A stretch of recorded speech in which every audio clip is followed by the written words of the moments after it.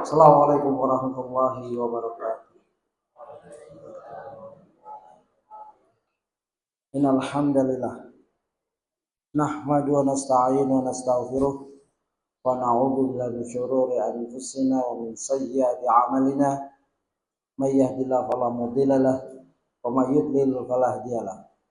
Wa asyhadu an la ilaha illallah wahdahu la syarika lah wa asyhadu anna Muhammadan 'abduhu wa rasuluh. Ya ayyuhalladzina amanu taqullaha haqqa tuqatih wa la tamutunna illa wa antum muslimun. Ya ayyuhan nasu taqu rabbakumul ladzi khalaqakum min nafsin wahidah wa khalaqa minha zawjaha wa batha minhuma rijalan katsiran wa nisaa'a wattaqullaha alladzi tasaaluna bihi wal arham innallaha kana 'alaikum raqiba. Ya ayyuhalladzina amanu taqullaha qulu qawlan sadida yuslih lakum a'malakum wa yaghfir lakum dhunubakum wa may yuti'illah wa rasulahu faqad faza fawzan 'azima. Amma ba'd. Fa in asdaqal hadithi kitabullah wa khairal hadi Muhammadin sallallahu alaihi wasallam wa sharral umuri muhdatsatuha wa kullu muhdatsatin bid'ah wa kullu bid'atin dalalah wa kullu dalalatin finnar. Ayolah ikhwah, anakku sekalian, semoga pertolongan Allah dalam rangka kita beribadah selalu menyertai kita, dan juga Allah memberikan kepandaian bersyukur atas nikmat-nikmatnya yang tidak pernah dapat kita hitung, apalagi kita syukuri. Tapi kita tetap diperintahkan wajib mensyukuri segala nikmat yang Allah telah anugerahkan pada kita, terutama nikmat Islam, iman, dan ketakwaan. Terutama kita akan menghadapi Ramadan, di mana seorang yang berpuasa dengan imanan wahtisaban, dengan penuh keimanan dan mengharap pahala, akan mendapat ampunan dari Allah Subhanahu wa taala. Ghufira lahu ma taqaddama min dzambi. Kalau dapat keampunan berarti dari iman menjadi ketakwaan, dan ujungnya masuk jannah dari pintu Ar-Rayyan. Baik, pada kesempatan ini di akhir ujung bulan Sya'ban, kita lanjutkan kajian kita Sirah Nabawiyah, yang mana nanti di bulan Ramadan ada nuzulul Quran. Ini kita baru membicarakan tentang proses Quran itu turun kepada Nabi Muhammad SAW. Kita sudah sampai halaman 446. 446 yang temanya adalah mengapa terjadi ketakutan yang luar biasa pada diri Rasulullah SAW. Tema ini bertema seperti itu karena buku ini baru saja menceritakan tentang didekapnya Nabi oleh malaikat Jibril. Diminta membaca Iqra,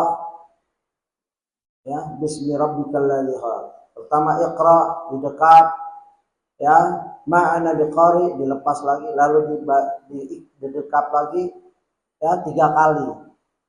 Proses ini tidak mudah bagi Nabi, orang yang manusia biasa, dan menjumpai di Gua Hira lagi sendirian, lagi berkhalwat, dan orang yang mendekapnya adalah orang yang asing.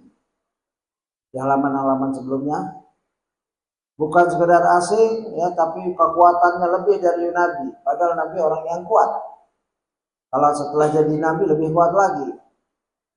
Diceritakan kekuatan beliau bisa memecahkan batu besar dalam perang Khandaq. Dia juga pernah bergulat, tapi saya belum dapatkan hadisnya, tapi kisah ini banyak dengan ahli gulat dan lain-lain. Artinya Nabi secara fisik dapat menggilir istrinya 13 kali, bahkan kekuatannya 40 kali dari manusia biasa. Wallahu a'lam. Tetapi setelah dapat wahyu pertama dari malaikat Jibril, ya, beliau takut sekali. Ya. Dalam hadis Aisyah, faraja'a biha Rasulullah sallallahu alaihi wasallam yarjufu fuaduh. Akhirnya Rasulullah sallallahu alaihi wasallam pulang disebabkan 5 ayat tersebut dalam keadaan gemetaran, ketakutan hatinya. Ini riwayat Bukhari. Dan yang menariknya, hadis-hadis tentang wahyu kisah Nabi diriwayatkan oleh Aisyah. Padahal Aisyah masih muda, mungkin masih kecil sekali, ya, begitu, atau belum lahir mungkin, karena dan tidak diriwayatkan oleh Khadijah, ya, begitu. Sebab itu kita lanjutkan, mengapa terjadi ketakutan yang luar biasa pada diri Rasulullah Sallallahu Alaihi Wasallam? Pertama, sebagai penegasan bahwa Rasulullah SAW adalah manusia biasa.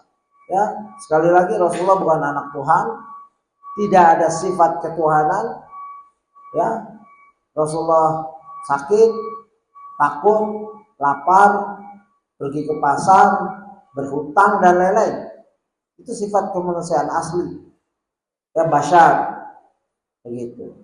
Sebagaimana hal yang sama pula terjadi pada diri Nabi Musa alaihissalam, yang mana beliau ketakutan hingga berlari kencang saat menerima wahyu dari Allah Jalla Jalaluhu dan mendapatkan mukjizat berupa tongkatnya yang berubah menjadi ular. Ini menunjukkan bahwa beliau alaihissalam, Musa, adalah manusia biasa yang memiliki panca indera sebagai manusia pada umumnya. Takut di sini tabii, ya, asal kita takut harimau itu tabii, nggak tercela. Ya, kalau sahabat pernah ganti kisah, sahabat pernah nyasar di hutan, lalu ada singa, ya, lalu dia bicara, ada singa, jangan ganggu aku sahabat Rasulullah SAW. Itu mukjizat, itu karomah. Ya, mungkin suatu saat diterkam juga, ya, biasa. Salah satu anak dari perawi Nasai, ya, yang cacat, ya, yang didapatkan di kemah, ya, dengan badan yang tidak sempurna, tapi selalu bersyukur, alhamdulillah, dan puji-pujian kepada Allah. Lalu seorang tentara Islam mendapati, ya, dan dikenali, engkau fulan bin fulan, ya. Ini perawi Nasai, ya. Saya cerita ini. Kenapa engkau memuji Allah begitu banyak, padahal kondisi kamu sendiri di kemah yang lusuh, ya, badan buntu, kaki, tangan semua. Ya, dia bicara, aku mendapatkan nikmat dengan memuji Allah. Ya, begitu tingkat keikhlasan dalam hidup. Terus dia minta tolong carikan anakku, dia sedang ngurusku. Ya, pengawal ini bingung. Orang seperti itu, ya, selalu memuji Allah.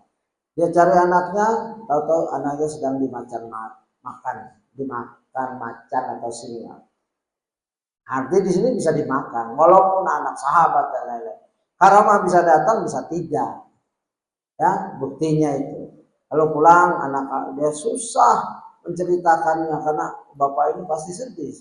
Satu-satunya yang bisa diharapkan dalam mencari makan dan lain-lain meninggal terkam macan atau singa.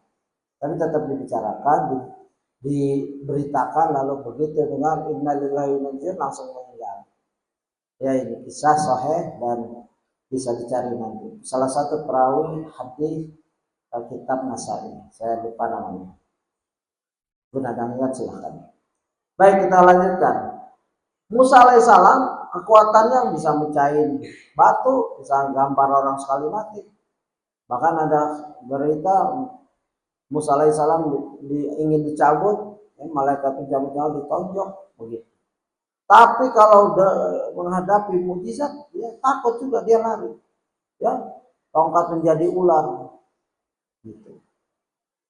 Ini sisi manusia dari para rasul, sisi manusianya. Ana basyarun mithlukum. Aku manusia seperti kita semua. Seperti kamu semua. Yuha ilayya. Cuman aku diwahyukan. Ayat atau hadis seperti ini harus dihafal. Ya, gitu. Makanya syahadat kadang kala asyhadu an la ilaha illallah wa asyhadu anna muhammadar rasulullah atau asyhadu an la ilaha illallah wa asyhadu anna muhammadan abduhu wa rasuluh, hamba ya dan rasul, begitu. Enggak ada sifat ketuhanan dalam syahadat tersebut. Baik. Kedua, sebagai penegasan bahwa sejatinya Muhammad SAW tidak menunggu nubuat yang akan diberikan kepada beliau. Ya, SAW. Ini penting. Nabi Muhammad nggak ada bayangan beliau akan jadi nabi. Suruh gembala waktu kecil menggembala. Bagaimana tawaduknya, bagaimana ikhlasnya dalam mengerjakan sesuatu. Oleh sebab itu dalam sehari-hari, kalau kita udah ditakdirkan menjadi guru, menjadi murid, menjadi mungkin tukang parkir di antara kita, jalankan aja ikhlas, benar karena Allah ya. Nggak usah mikirin kapan jadi presiden ya, sekarang saya udah 20 tahun masih begini-begini aja. Sudah, kerjakan apa yang Allah takdirkan. Ya ikhlas karena Allah. Kita nggak tahu ke depannya. Ya, begitu Rasulullah mengajarkan. Beliau fokus menggembala kambing. Hikmahnya ulama, ya Allah beri hikmah setelahnya. Sabaran, keuletan ngurus kambing yang bandel-bandel dan lain-lain. Ya, kalau kamu nanti besar, ya pengen cita-cita jadi pilot, mungkin nggak bisa. Pengen cita-cita jadi dokter, sudah sabar apa yang Allah takdirkan. Tapi berusaha. Boleh cita-cita sebagaimana 4 sahabat bercita-cita. Ya Urwah dan lain-lainnya. Ada yang mau ingin jadi ulama seperti Urwah, ada yang ingin jadi penguasa di Hijaz seperti Abdullah bin Zubair, dan ada yang ingin menjadi lain-lain 4 ini. Bersandar di ya mungkin dilihat lagi hadisnya atau asarnya dilihat lagi sesuai apa enggak, tapi ini masyhur. Nah, jadi hendaklah anak-anakku sekalian bersabar. Kalau sekarang belajar aja. Mau jadi apa? Wallahu a'lam. Kalau terlalu khawatir ya terhadap masa depan, itu membahayakan kita juga. Kalau kerjaan susah, masuk universitas susah, akhirnya stres. Boro-boro orang kalau udah stres, boro-boro bisa belajar. Pikirannya kejauhan, ya. Begitu. Nggak boleh, kita santai aja, ya. Bukan santai nggak belajar. Punya cita-cita, kejar dengan rasional dan bertawakal pada Allah. Wa idza azamta fatawakal 'ala Allah. Kalau sudah bercita-cita ingin jadi doktor dalam bidang hadis, doktor dalam bidang tafsir, doktor dalam lughatul Arabiyah, silakan. Enggak dilarang itu. Tapi berusaha. Ya. Kalau dan inilah yang diajarkan di sirah ini. Diangkatnya Muhammad SAW menjadi Nabi dan Rasul adalah murni pilihan Allah Jalla Jalaluhu. Allah Jalla Jalaluhu menyinggung hal ini dalam banyak firman-Nya, diantaranya ya, nah itu ya, asli, bukan rekayasa Nabi ya. Allahu yastafi minal malaikati rusulahu wa minan nas. Inna wa sami'un basir. Allah memilih utusannya yaitu Nabi Muhammad dari malaikat dan dari manusia. Sesungguhnya Allah adalah Maha mendengar lagi Maha melihat. Al-Hajj 75. Ya. Istifa, pilihan itu dari Nabi, dari Allah, bukan Nabi ngajukan diri. Ya, tulis application jadi Nabi dengan application formulir pendaftaran. Nggak ada pendaftaran Nabi. Allah yang ilhamkan dari sebelum jadi Nabi, mendekati jadi Nabi, dan jadi Nabi. Begitu. Dan halwatnya Rasul, karena kecenderungan Rasul mengikuti fitrah yang bersih dari agama Ibrahim alaihissalam, agama Ismail alaihissalam, sesuai dengan hadis kullu mauludin yuladul ala fitrah. Nabi lahir dengan keadaan fitrah, fitrahnya diikuti terus, sehingga orang-orang nyolek ngusap berhala dia nggak mau. Waktu hampir kelihatan auratnya, dia pingsan, dia cari sarungku, izari, hati izari, gitu. Itu terjaga. Waktu mau ngikut anak muda Mekah, tiduran 2 kali. Ini semua fitrah dan dijaga oleh Allah. Gitu. Itu benar pilihan istifa. Tidak sebagaimana dikatakan oleh sebagian ahli filsafat seperti Ibnu Sina. Nah, ini masuk materi berat nih. Tolong serius. Karena masalah Ibnu Sina, ya, orang ahli filsafat yang mengklaim bahwasanya kenabian adalah perkara yang bisa diusahakan. Coba, saking sesatnya pikiran seorang filosof, kelihatan pintar. Dia mengutip Aristo, ini nama-nama filosof Yunani yang kitabnya mungkin banyak ratusan. Dia mengutip bahwa kenabian adalah perkara yang bisa diusahakan. Jadi adik-adik harus fokus dalam bab ini karena ini berat materinya. Nanti lebih berat lagi setelah dibacakan apa pendapat Ibnu Sina. Coba itu dia di halaman 32 notnya di footnote 32. Silakan Ustaz John bacaan. Dengarkan ya. Ibnu Sina berkata, Inna nabiyya bima lahu min quwwatin qudsiyatin yastati'u an yattasila bil malaki wa li'anna al-malaka aqlun mujarradun wal aqlu la yastati'u an yudrika al-ashya'a illa mujarradatan 'an az-zaman fa inna al-wahya fi hadhihi al-halati yakunu 'ibaratan an ilqa'i syai' إلى النبي بلا زمان وذلك بواسطة الملك فتأتي قوة المخيلة في النبي فتتلقى هذا الغيب عن العقل الفعال وتتصوره بصورة الحروف والأشكال المختلفة كما تتصور الملك بصورة بشرية والنبي لا يصل إلى هذه الحالة إلا بعد استعداده وصفاء نفسه إلى درجة تجعلها أهلا لذلك. Sungguh seorang nabi mampu untuk berkontak dengan malaikat berkat kekuatan sucinya. Karena malaikat adalah akal yang murni. Sementara akal yang murni tidaklah bisa menangkap perkara-perkara kecuali jika terlepas dari unsur waktu. Maka berarti wahyu adalah ibarat menyampaikan sesuatu kepada seorang nabi tanpa keterkaitan dengan unsur waktu, yakni dengan perantara malaikat. Kemudian giliran kekuatan pengkhayalan pada diri nabi lah yang berperan untuk menerima perkara yang lain ini dari akal yang aktif, lalu menggambarkan wahyu tersebut dalam bentuk berbagai huruf dan bentuk beragam. Sebagaimana ia menggambarkan malaikat dalam bentuk manusia, dan seorang nabi tidaklah sampai pada kondisi seperti ini kecuali setelah persiapan dan pendidikan jiwa hingga ia siap untuk hal semacam ini. Ya. Ini kitabnya dari Ar-Risalah, ya, Al-Arsiyah karya Ibnu Taimiyah. Paham nggak? Kan berat ini omongan filosof susah, ya. Saya baca filosof orang Islam seperti Muhammad Iqbal, umur SMP atau STM kelas 1 itu nggak mudeng, nggak paham, ya. The Reconstruction Thought of Islam, ya, menggali kembali pemikiran Islam. Banyak beberapa sahabat Indonesia yang saya baca, yaitu Sidi Ghazalbah, ya, sahabat Islam, Abu Hanafi dan lain-lain banyak. Memang susah.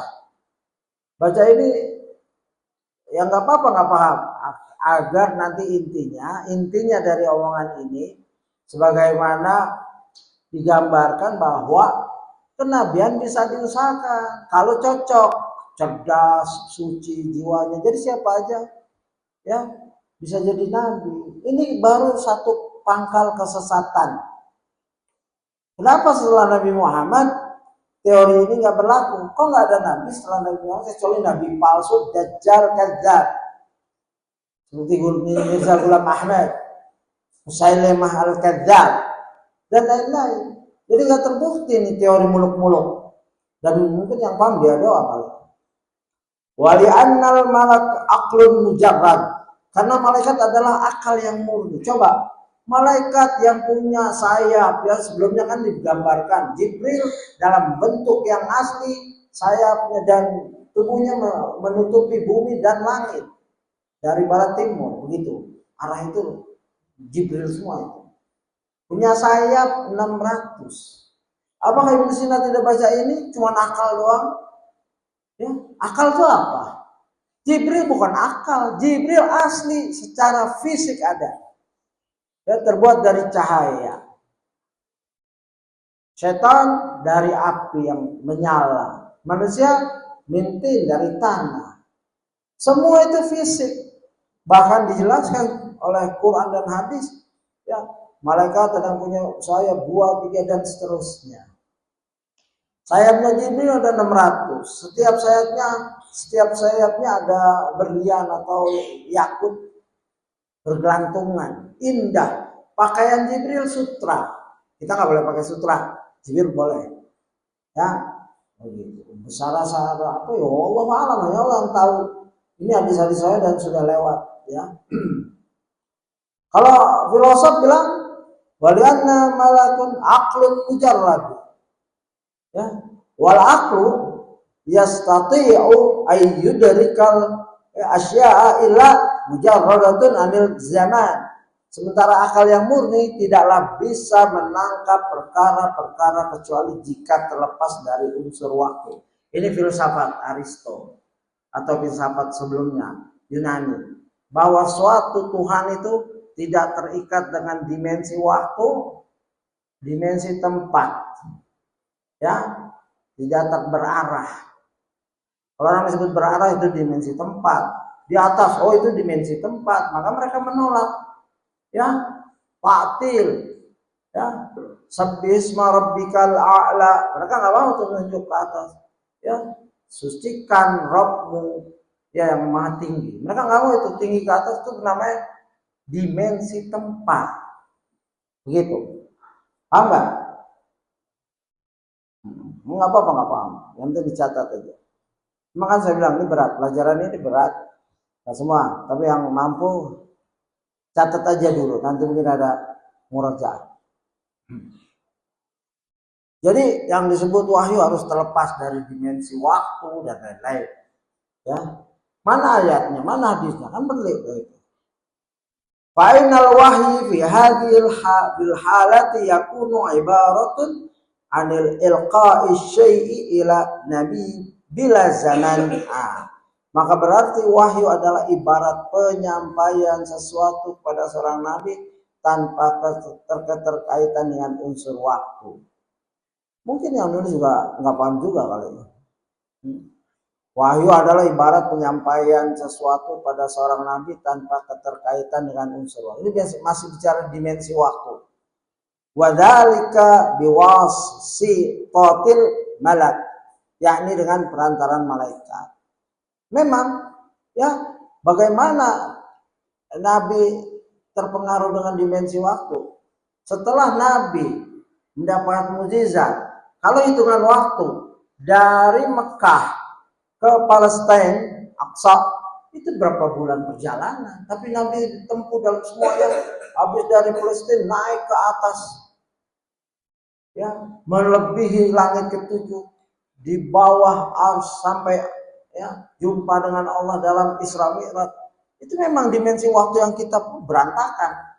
Kita hitung aja dari sini ke, kalau ada Google silakan, jarak Mekah, waktu itu masih di Mekah kan, belum hijrah, ke Madinah berapa bulan? Ya Ustaz saya guru saya di Melbourne University menjelaskan itu. Dia Ustaz Fakhrul Razi, ya, dari Mesir, menjelaskan sampai ngitung tuh dia berapa kilometer. Atasnya lagi sudah selesai, udah waktu berantakan. Dimensi waktu yang kita paham 1 menit 30 detik hancur di situ. Ya, kalau di sini benar, ada benarnya. Ya. Kemudian giliran kekuatan penghayalan pada diri Nabi lah yang berperan untuk menerima perkara yang gaib ini dari akal yang aktif. Jadi Nabi katanya punya akal yang aktif. Nabi hanya termenung kalau versi Quran dan Sunnah, Nabi senang berkhalwat karena banyaknya maksiat. Ya, dia menyendiri. Dia nggak tahu di Goa Hira itu akan mendapat wahyu, nggak tahu. Cuman fitrahnya nggak terpanggil tuh. Ya, orang pada berzina, berjudi, ribawi, minum khamar, perang, ya antara suku gara-gara hal yang sepele. Ini nggak ada di fitrah Nabi itu. Menjauh nggak ada teman, dia sendiri. Kan Nabi paling temannya Khadijah yang bisa memahami istrinya, ya, At-Tahira yang bersih. At-Tahira Khadijah itu nggak pernah maksiat, terjaga dari mirip-mirip Nabi, cuman bukan Nabi. Makanya Nabi paling mencintai dari seluruh istrinya adalah Khadijah. Ikut kan kajian kemarin? Nah itu. Sampai Aisyah radhiyallahu anha cemburu kepada yang sudah tidak ada. Kalau punya istri 1-2 biasanya cemburu pada saingannya, madunya dan lain-lain. Ini sudah nggak ada. Tapi kecintaan Nabi sering menyebutnya Khadijah, Khadijah, Khadijah, begitu. Itu yang mendampingi beliau SAW sebelum jadi Nabi, pas saat-saat menjadi Nabi.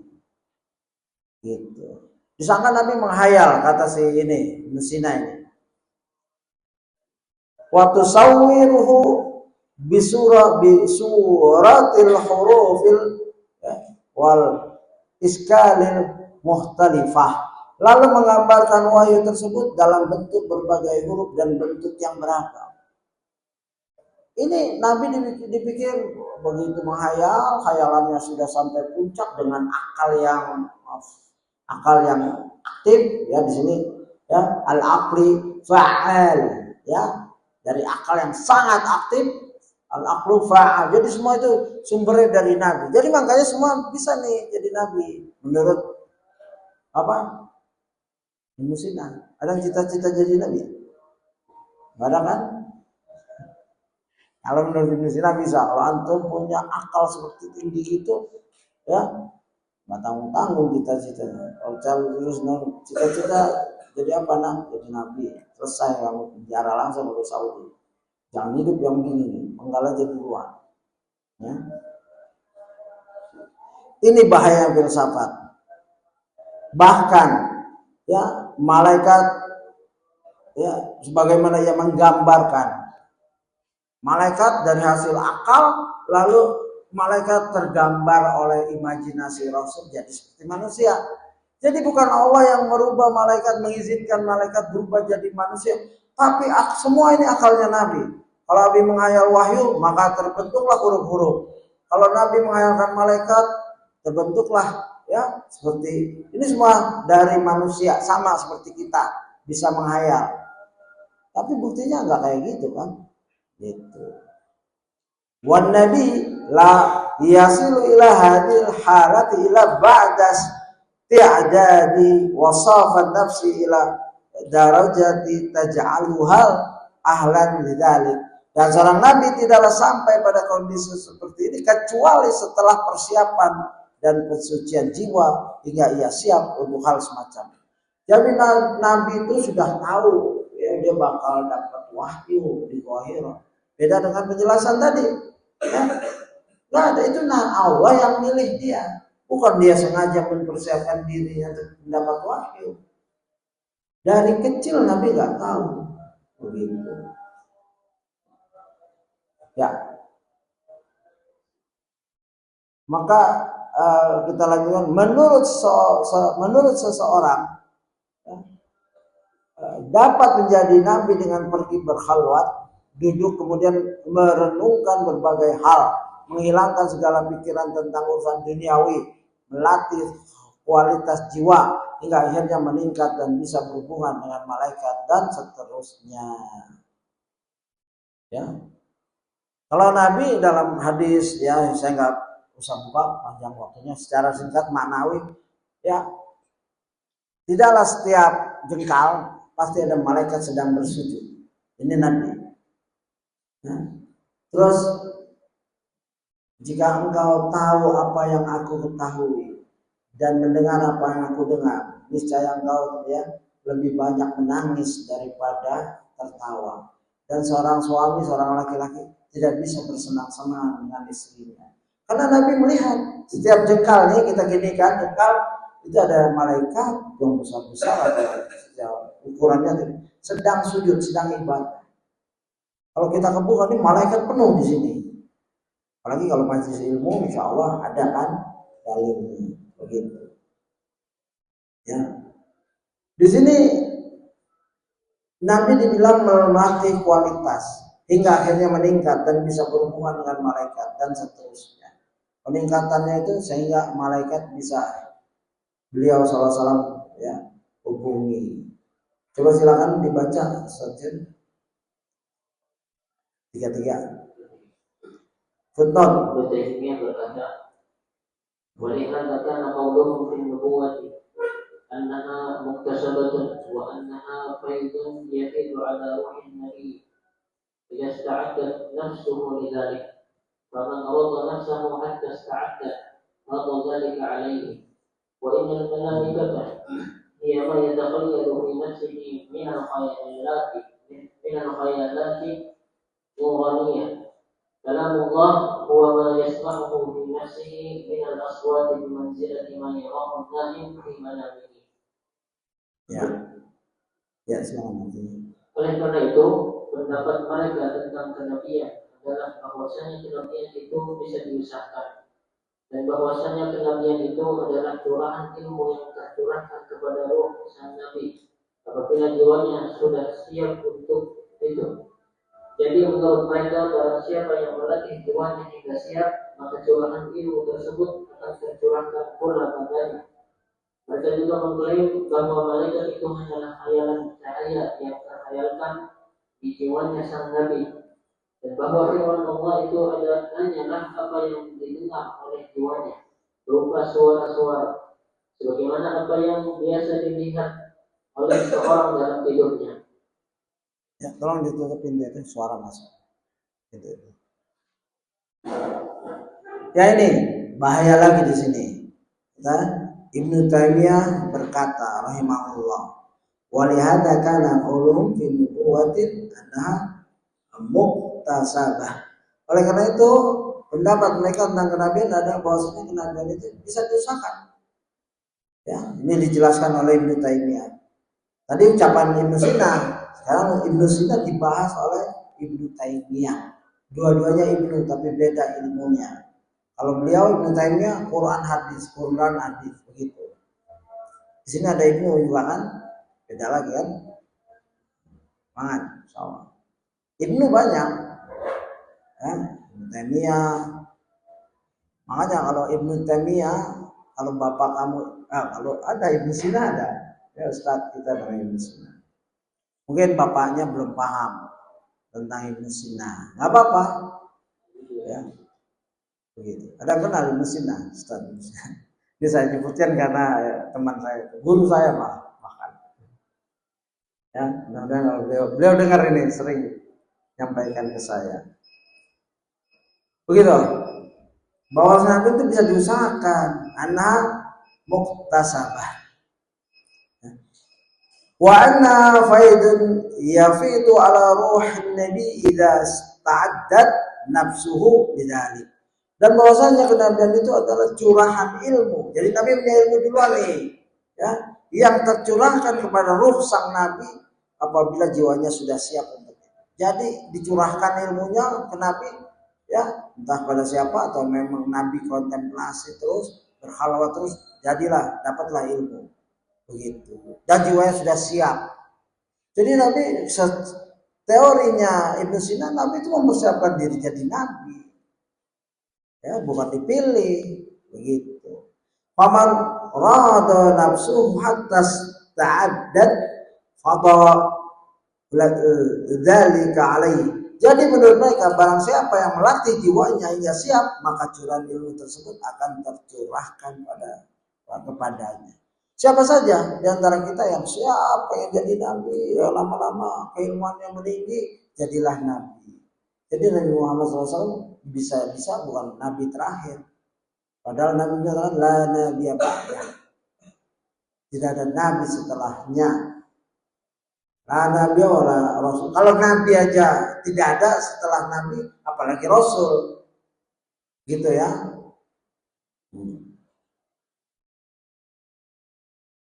Wa annal malaikata hiya ma yatakhayyalu fi nafsi minal khayalati nuraniyah. Nah, ini bahaya kan?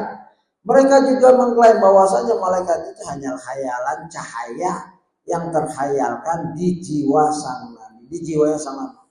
Dia berkhayal jadilah malaikat, Jibril datang, ya berbentuklah manusia. Kan bahaya sekali.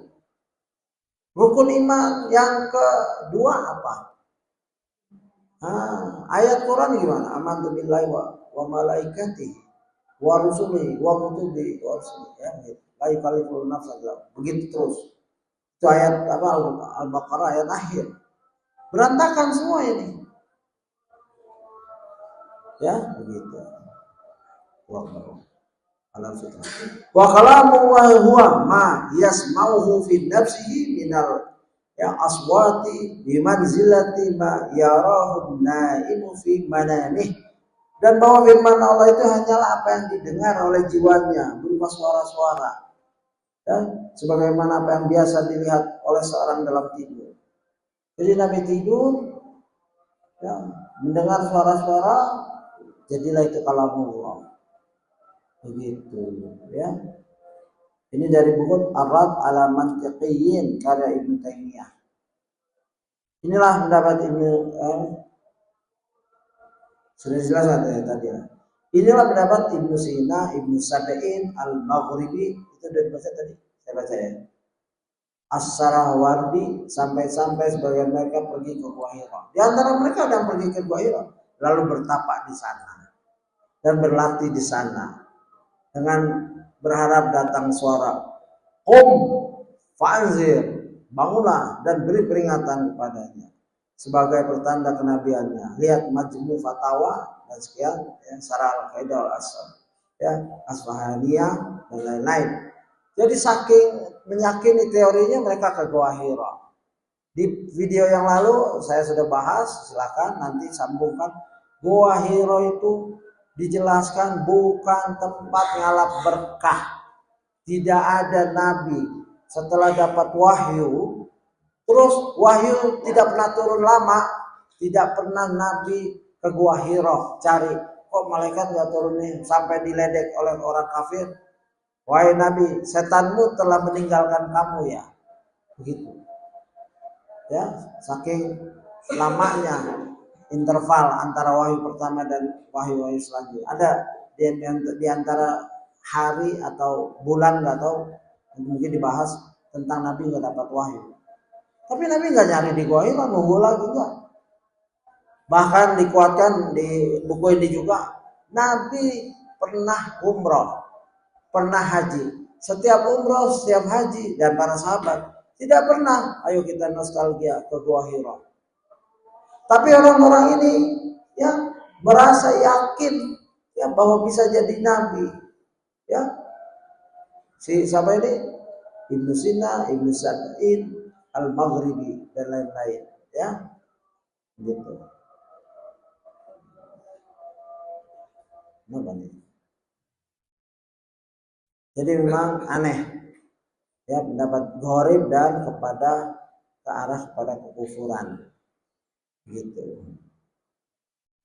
Dan teknis.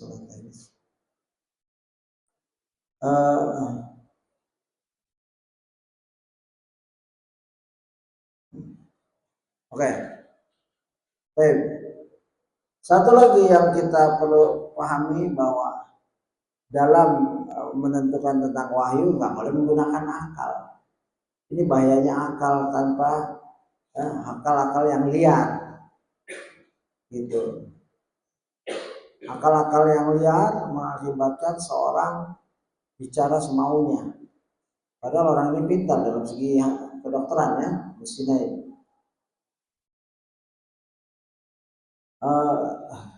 Saya lanjutkan. Oleh karena itu mendapat Ibnu Sina bahwa kenabian bisa diusahakan merupakan kekufuran. Ya, Ibnu Sina meskipun terkenal di kalangan kaum muslimin, akan tetapi dia memiliki pemikiran yang berbahaya. Contohnya, dia berpendapat bahwa alam ini tidak diciptakan, tapi sudah ada sejak zaman azali. Ya, azali, sebagaimana azalinya Allah. Hal ini ditentang keras oleh Al-Ghazali. Pendapatnya yang lain bahwasanya Allah Jalla Jalaluhu tidak mengetahui. Ya, Allah tidak mengetahui gimana? Ya, tidak mengetahui ilmu secara detail. Allah Jalla Jalaluhu hanya mengetahui ilmu secara global. Ini juga pendapat yang berbahaya. Pendapatnya juga tidak kalah berbahaya adalah beliau meyakini bahwa yang dibangkitkan pada hari kiamat bukanlah jasad, akan tetapi hanyalah ruh. Ya, ini bahaya pikiran, akal. Ya, makanya hati-hati adik-adik kalau punya dapat buku, jangan sok mentang-mentang bisa bahasa Arab, bisa bahasa Inggris, bisa bahasa Indonesia, semua kitab dilalap, bahaya. Ya, pembawa buku-buku filsafat itu di zamannya Mu'tazilah itu, dia menerjemahkan buku-buku dalam bahasa Arab, semua buku diterjemahkan ke bahasa Arab. Maka mulailah orang Islam yang baik-baik tergelincir. Hati-hati ya. Tanya ke Ustaz boleh nggak baca buku ini? Karena kalau buku sudah dibaca masuk meresap, bisa merubah hati, pandangan, akidah dan manhaj. Ini pesannya. Ya, footnote-nya itu dari Ustaz. Kita lanjutkan. Di sini jelaskan. Jadi kita mulai jam berapa tadi? Jam 7 lebih ya. Masih ada 42, baru 42 menit.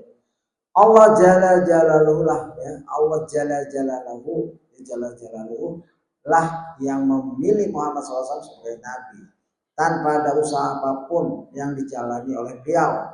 Adapun berbagai proses yang dijalani oleh beliau sebelumnya seperti berkhalwat, maka itu hanya kebetulan.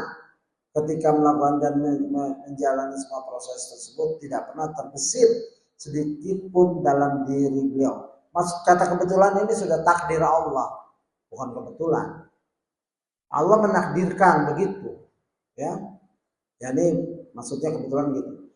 Bahwa beliau bukan kesengajaan berkhalwat untuk dapat wahyu. Enggak ada konsep itu di benak Nabi. Nabi hanya mengasingkan diri, ya pernah melihat tingkah laku jahiliyah yang bodoh sekali. Namanya juga jahil, kegelapan gitu. Bahwa beliau melakukan seperti itu demi meraih kenabian. Jadi beliau ya, tidak pernah terbesit sedikit pun ya, dalam diri beliau bahwa beliau melakukan semua itu demi meraih kenabian dan kerasulan. Bukan rekayasa. Ya wah, saya jadi nabi nih kalau lama juga. Seperti orang-orang ini tadi, ya namanya itu Sabi'in atau dan lain-lain. Begitu. Bukankah beliau sangat terkejut, bahkan ketakutan dan khawatir akan tertimpa suatu kemudaratan ketika Jibril alaihissalam mendatanginya? Nah, ini bentuk pertanyaan. Kenapa kalau Nabi siap kok takut? Ya, gemetar, lari. Kalau udah siap, wah ini, nah datang kan, gitu kan, kalau orang udah siap. Ya. Nabi nggak ada perkataan, wah kan, akhir perenungan saya datang nih malaikat, nggak begitu, takut. Jibril alaihissalam datang, beliau tidak sadar bahwa yang mendatanginya adalah malaikat, dia juga tahu siapa. Kecuali setelah mendengar penjelasan dari Waraqah bin Naufal, sampai jumpa istrinya Khadijah. Nabi hanya berpendapat aku bahaya ini, majnun kan dalam hadis apa berita-berita. Aku takutnya gila karena mendengar apa yang kamu gak dengar, melihat apa yang kau tidak lihat begitu. Mungkin bicara sebagai suami istri begitu. Takut aku gila, ya begitu. Makanya Khadijah membawanya ke Waraqah bin Naufal, ya Waraqah bin Asad bin Naufal bin Abdul Uzza nama lengkapnya. Atau terbalik sedikit. Apabila kita perhatikan, adakah para nabi sebelum Rasulullah SAW juga berkhalwat ya, terlebih dahulu sebelum akhirnya memperoleh kenabian? Tidak. Nah, misalnya Nabi Yahya alaihissalam yang sejak kecil sudah diangkat jadi nabi. Demikian juga Nabi Yusuf, Nabi Musa, dan seluruh nabi lainnya. Tidak seorang pun dari mereka yang berusaha atau melatih jiwa dengan niatan meraih kenabian. Sungguh semua itu murni pilihan dan anugerah dari Allah Jalla Jalaluhu. Nabi Yusuf waktu diceburi nama saudaranya karena hasad. Hasad yang bahaya ya. Hasad itu susah dihindari bagi manusia, tapi jangan membahayakan, disimpan. Ya, misalkan saudara, bapak lebih senang sama saudara ini, ya. Kalau yang dibolehkan ghibtah, andaikan aku seperti dia, berilmu seperti dia mawar seperti itu boleh, ghibtah namanya. Tapi hasad yang nggak boleh itu sampai ada reaksi, ucapan dan perbuatan, itu hasad yang haram. Ya, itu semua nggak tahu, dan seluruh nabi lainnya tidak seorang pun dari mereka yang berusaha atau melatih jiwa dengan niatan meraih kenabian. Sungguh semua itu murni pilihan dan anugerah dari Allah Jalla Jalaluhu. Setelah peristiwa tersebut, Nabi Muhammad SAW berkali-kali kembali menuju gunung yang terdapat pada Jabal Hira, berharap untuk dapat bertemu kembali dengan lelaki misterius tersebut sebelum beliau merasakan kehatian yang luar biasa. Tapi setelah itu justru beliau sangat berharap untuk bertemu malaikat alaihissalam ya. Begini, tetapi setelah itu justru beliau sangat berharap untuk bertemu malaikat Jibril untuk kedua kalinya. Itu memang ada harapan. Kalau buku ini menjelaskan.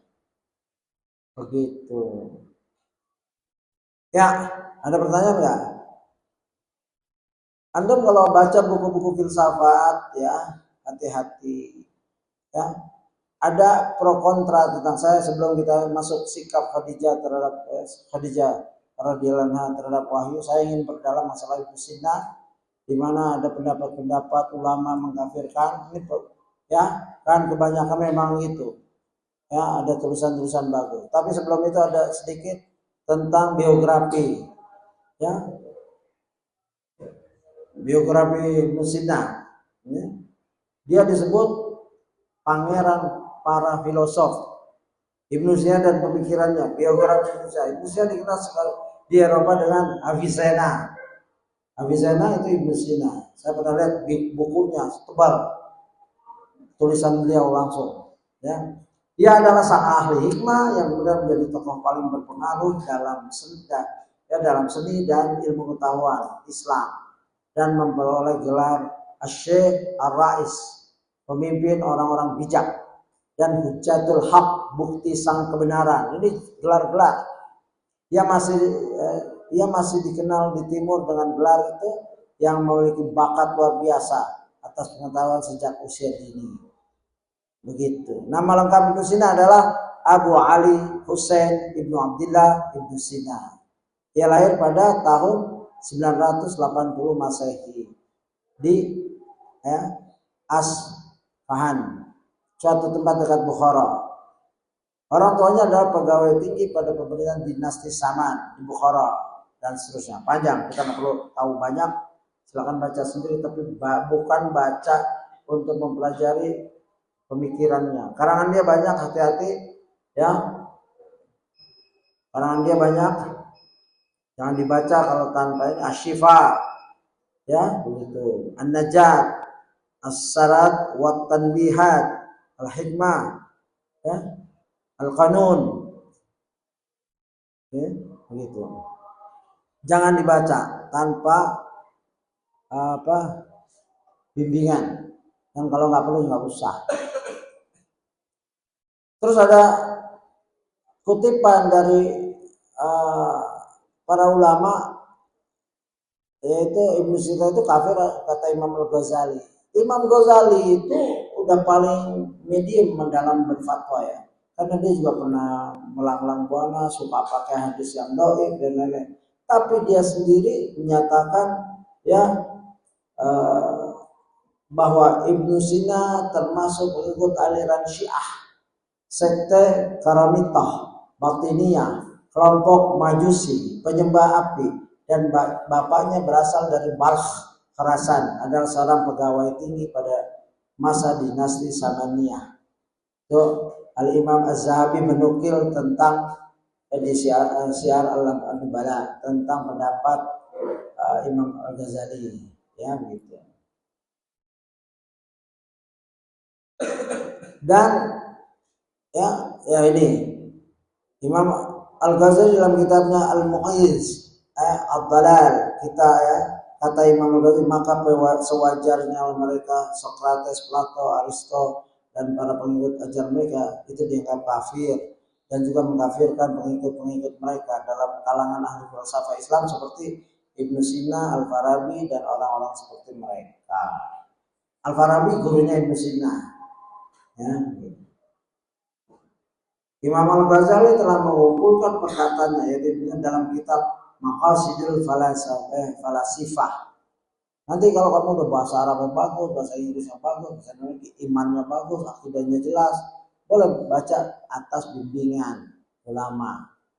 Pernah Saleh Sindi daurah di Malang Batu bicara masalah filsafat, nggak semuanya Ustadz nyambung, bahkan ada yang kami nggak paham ya Syekh, kan saya bilang katanya, yang nggak pernah baca susah ini itu pelajaran saya ada pada saat itu, ya saya termasuk nggak paham, tapi karena saya baca filsafat dari kecil, dari muda seperti kamu, saya paham itu, ya, tapi kasar kepahaman saya, harus baca sendiri. Ada ustadz-ustadz yang udah tua tapi nggak paham ya, begitu. Di antaranya kutipan Al-Ghazali mengkafirkannya dalam 3 masalah. Ingat, ini Imam Ghazali bukan Ibnu Taimiyah. Jangan tanya Ibnu Taimiyah, Imam Al-Ghazali saja. 1, perkataannya bahwa alam semesta ada dengan sendirinya, sama sama Allah. Jadi ada filosof jadikan Allah ada, alam ada langsung. Azali namanya. Ini bahaya. Loh, yang menciptakan alam siapa? Enggak ada. Alam jadi langsung. Allah jadi, ya, alam jadi. Ini bahaya sekali. Pengingkaran akan dibangkitkannya jasad dan bahwa Allah tidak mengetahui hal-hal yang detail. Ibnu Sina juga nggak percaya jasad itu hidup lagi. Kan dia seorang kedokteran ya, yang sudah hancur masa ya, roh saja yang itu.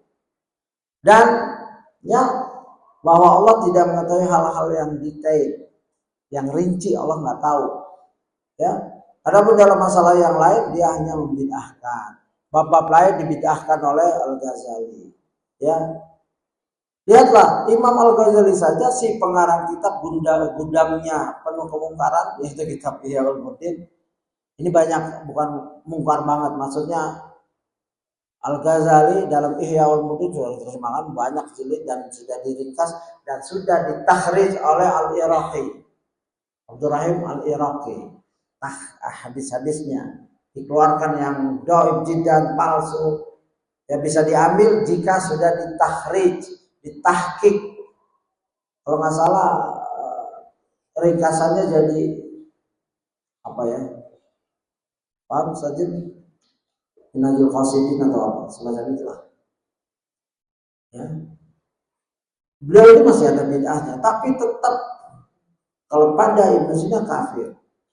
Lalu bagaimana dengan pendapat ulama Ahlu Sunnah tentang Ibnu Sina? Nah ini pendapat ulama Ahlu Sunnah. 1, Ibnu Taimiyah. Begitu juga Ibnu Sina ada yang lainnya disebutkan bagaimana mereka melecehkan para sahabat. Nah inilah akidah mereka, warisi dari bapak dan moyang mereka, yaitu Syiah Qaramito. Syiah Rafidhah paling benci sama sahabat. Sahabat cuma beberapa yang mereka akui. Ali bin Abi Thalib, ya, anaknya, istrinya Fatimah, anaknya Hasan Hussein, Mikdad kalau nggak salah, dan beberapa. Ya, karena bapaknya orang Syiah masuk Islam tapi Islamnya nggak sempurna. Ini bapaknya Muslim. Naqdul Mantiq, ya, halaman 87.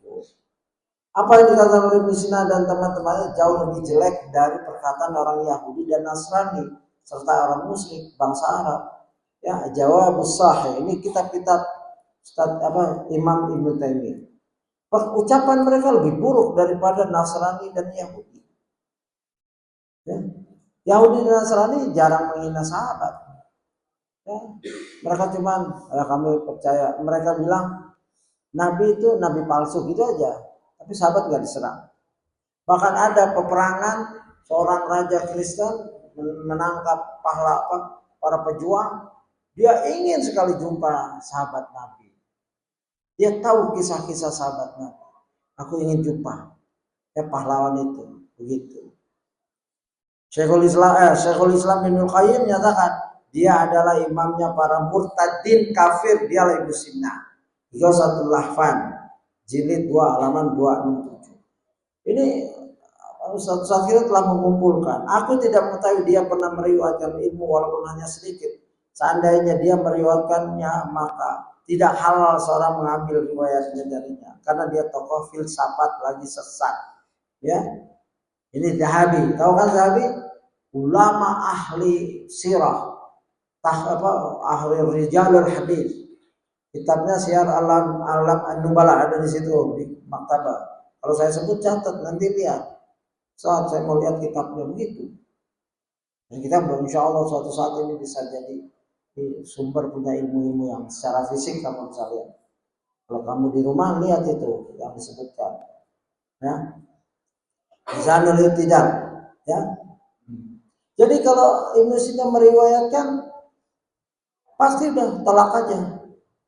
Ibnu Salah, ya, begitu. Salah seorang syaitan dari kalangan manusia, karena syaitan min syayatinul ins. Ibnu Sina itu salah satu syaitan dari kalangan manusia. Syekh bin Baz, tidak sepantasnya bagi kaum muslimin untuk memberi nama suatu tempat usaha dengan Ibnu Sina, Al-Farabi. Semoga Allah menghinakan keduanya. Al-Fawaid, ya, Al-Zaliyah Liz Zaharani, halaman 37. Ada yang sini namanya Ibnu Sina? Kamu namanya Ibnu Sina ya? Minta sama ayah kamu ganti ya. Bapak kamu namanya siapa? Hah? Hah? Rifki, Ibnu Rifki aja, jangan Ibnu Sina. Emang kamu bapak kamu Sina? Nah ini yang namanya si Ibnu Sina, bingung bapaknya siapa? Bejo. Kok kamu namanya Ibnu Sina? Dari mana? Bapaknya Bambang namanya Ibnu Sina. Jadi itu karena keawaman ayah kamu ya. Apa-apa. Nanti bilang. Mau sabar keras resmi, kalau akte kelahiran sudah Ibnu Sina ya nggak apa-apa. Tapi kalau dipanggil ini jangan Ibnu Sina, Ibnu Rifki ya kan? Nah, gitu. Mulai sekarang ya kita hormati. Nah, gitu. Ibnu Rifki, barakallahu fiik. Saya baru sadar, pantas kamu dari tadi senyum-senyum.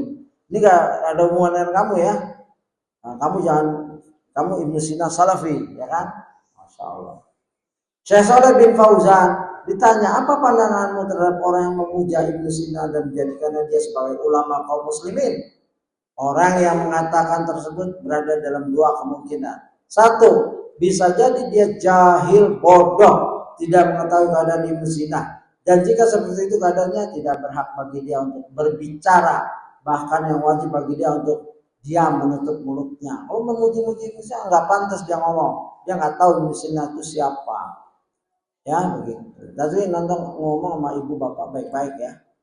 Kalau perlu ustadz kamu bawa ya masalah nama. Kalau bisa ganti akte dan lain-lain silakan. Tapi kalau nggak apa-apa. Tapi tolong ayah nama aku Abu Rifki, Ibnu Rifki ya. Bukan Ibnu Rizki ya. Rizki belum punya anak, Ustadz Rizki. Dia mengetahui keadaan asli Ibnu Sina. Dua. Dia mengetahui keadaan asli Ibnu Sina, tahu kekafirannya, menetapkan hal tersebut, maka hukumnya sebagaimana Ibnu Sina dan kita berlindung kepada Allah dari hal yang demikian. Dikarenakan dia mendiamkan, menyetujui atas keadaan yang ada pada Ibnu Sina dan juga memujinya, maka yang demikian perkaranya sangat berbahaya sekali. Ini Fauzan ya. Kan tapi sebagian orang yang memberikan pujian kepada Ibnu Sina karena dilihat dari sisi bahwa dia adalah seorang dokter saja dan ini profesi duniawi, dia seorang dokter dan dari orang-orang kafir ada yang lebih cerdas dari dia dalam ilmu medis, lalu mengapa mengkhususkan Ibnu Sina? Mereka mengatakan karena dia dari Islam dan ini merupakan kebanggaan Islam. Maka kita katakan Islam berlepas diri dari Ibnu Sina dan Islam pun tidak butuh kepadanya. Jadi kalau kita memuji Ibnu Sina kan banyak ahli kedokteran tapi kafir semua. Ibnu Sina orang Islam. Ya, Syekh menjawab Islam berlepas diri dari Ibnu Sina dan Islam pun tidak butuh kepadanya. Kesimpulannya, yang sepatutnya bagi seorang untuk tidak memujinya dan tidak pula merekomendasikan namanya mentazkiyah dikarenakan dia seorang penganut aliran kebatinan, filosof yang murtad. Dia menyatakan bahwa mungkin saja alam ini terbentuk tanpa permulaan, tidak ada yang menciptakan. Ta'liq al-Mukhtasar ala Qasidah an-Nuniyah. Tuh, Syekh Fauzan tuh. Jadi lengkap nih, banyak lagi. Ya, Bimbas juga. Saya bimbang dengan orang siapa yang tidak mengkafirkan orang kafir maka dia semisal dengannya jika telah ditegakkan padanya hujjah dan dijelaskan padanya dengan dalil, kemudian dia tetap dalam pendiriannya yang tidak mengkafirkan orang kafir seperti seorang yang tidak mengkafirkan Yahudi atau Nasrani atau komunis atau yang semisalnya mereka kufur, tidak tersamarkan bagi orang sedikit saja mungkin mengetahui terhadap agama. Ini banyak ya begitu.